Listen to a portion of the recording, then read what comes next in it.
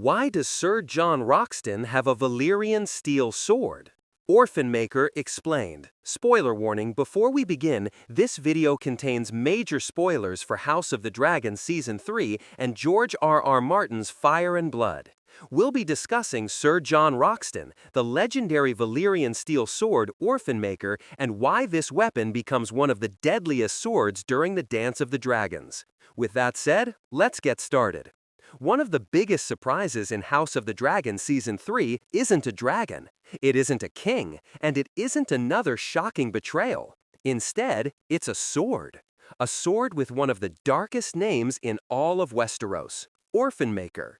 The moment Ser Jon Roxton appears carrying it, book readers immediately know one thing: someone important is going to die. But that raises a much bigger question. Why does Ser Jon Roxton have one of the rarest weapons in the entire Seven Kingdoms? Where did Orphan-Maker come from? And why is this Valyrian steel sword feared even before it's drawn from its scabbard? Let's break it all down. To understand Orphan-Maker, we first need to understand what makes Valyrian steel so special. Long before the events of House of the Dragon, the greatest civilization in the known world wasn't Westeros. It was old Valyria. The Valyrians weren't just dragon lords, they were master blacksmiths. Using techniques that were eventually lost forever, they forged weapons unlike anything the world had ever seen. Valyrian steel blades are lighter than ordinary swords, stronger than castle-forged steel. They almost never lose their edge, and they're so incredibly rare that most noble families would sacrifice fortunes just to own one. After the doom of Valyria destroyed the empire, the secret of making these weapons vanished forever. That means every surviving Valyrian steel sword becomes more valuable with each passing generation. They're not simply weapons, they're priceless family heirlooms. So, how did House Roxton end up with one? The truth is, nobody really knows. George R.R. Martin intentionally leaves much of Orphan-Maker's early history a mystery. Unlike famous swords such as Ice, Blackfire, or Darksister, whose origins are better documented, Orphan-Maker simply exists as an ancient possession of House Roxton. That mystery actually makes the sword even more fascinating. Some fans believe the Roxtons were rewarded by the Targaryens generations earlier. Others think the family may have acquired it through war, marriage, or even from another noble house that no longer exists. Martin never gives us a definitive answer, and that's very typical of his world building. Sometimes, history simply disappears. What we do know is that by the time of the Dance of the Dragons, Orphan-Maker belongs to Ser Jon Roxton. As the head of House Roxton, he inherits not only the responsibility of leading his family, but also one of Westeros's greatest treasures. That immediately elevates his status among the nobility. Owning a Valyrian steel sword isn't just about combat.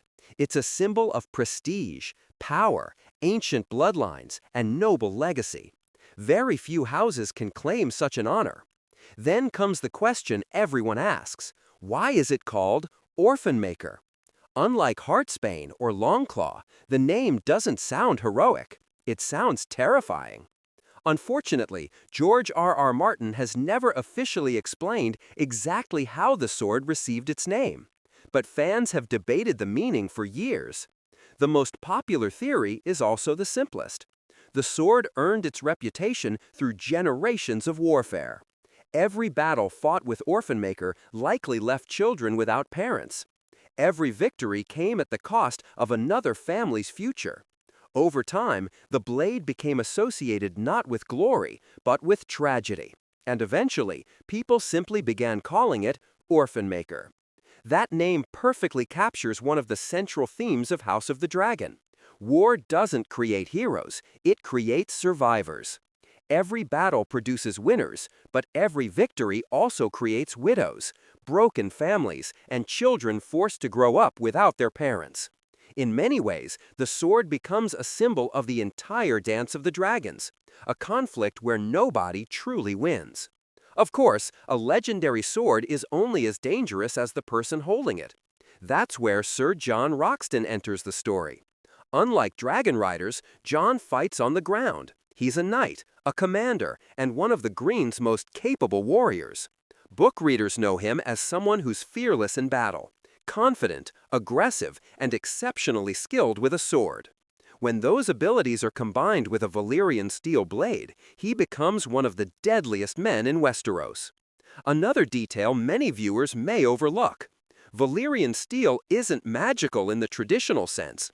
It doesn't make someone unbeatable. A poor swordsman holding Orphan-Maker would still lose to a master fighter. The weapon gives Jon an advantage. But it's his years of training, discipline, and battlefield experience that make him truly dangerous. That's why George R.R. Martin consistently reminds readers that legendary weapons don't create legendary warriors.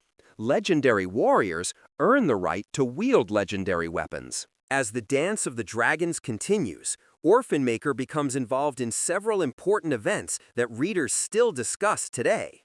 Without revealing every major spoiler, the sword eventually lives up to its frightening name. Its presence on the battlefield almost always signals that tragedy is about to follow. Whenever John Roxton rides into battle carrying that blade, people notice. Because Valyrian steel changes the psychology of combat. Your enemies know exactly what you're carrying, and they know what it has done before.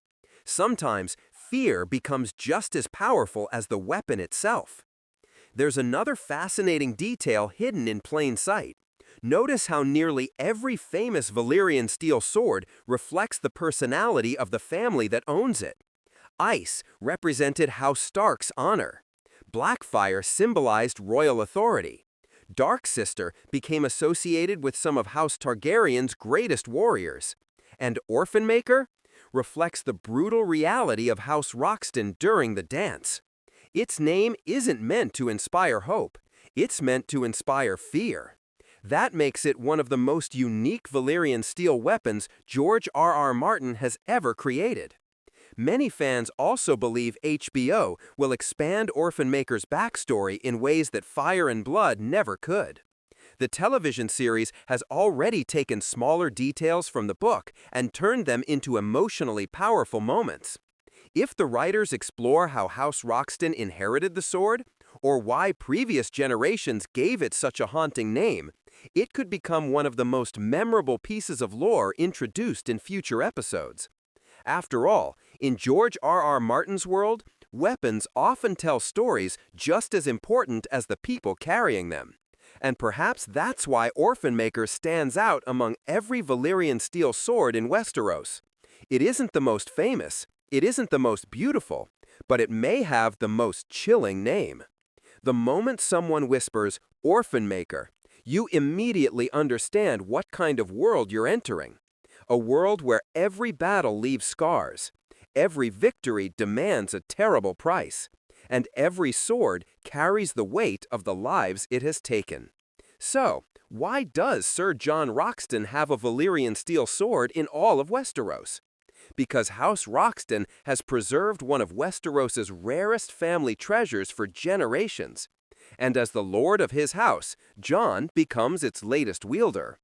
But owning Orphan-Maker isn't just a privilege, it's a burden, a reminder of centuries of bloodshed and of the devastating cost of war. As House of the Dragon moves deeper into the Dance of the Dragons, don't just watch the dragons, watch the sword. Because history has shown that whenever Orphan-Maker leaves its scabbard, someone's life is about to change forever. So what do you think? Is Orphan-Maker the most terrifying Valyrian steel sword in all of Westeros? Or do you think another legendary blade deserves that title? Let us know your thoughts in the comments below. And if you enjoyed this breakdown, don't forget to like, subscribe, and turn on notifications for more House of the Dragon explainers, Fire and Blood lore, hidden details, character histories, and everything from the world of A Song of Ice and Fire.